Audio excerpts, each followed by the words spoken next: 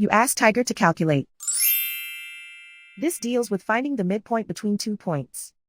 The midpoint between the 2 points is negative 8.5, 8.5. Let's solve it step by step. Plot the 2 points and calculate the midpoint using the formula. The coordinates of point 1 are, x1 equals negative 18, y1 equals 21. The coordinates of point 2 are, x2 equals 1, y2 equals negative 4. PM represents the midpoint of the 2 points.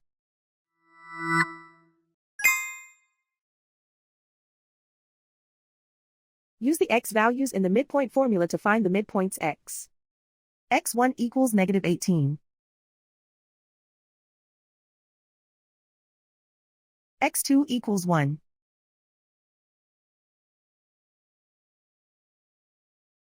Simplify the arithmetic.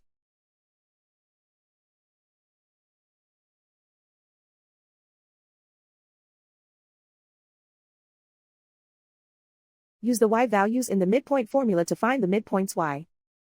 y1 equals 21.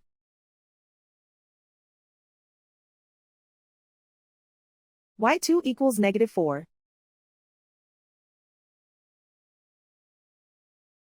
Simplify the arithmetic.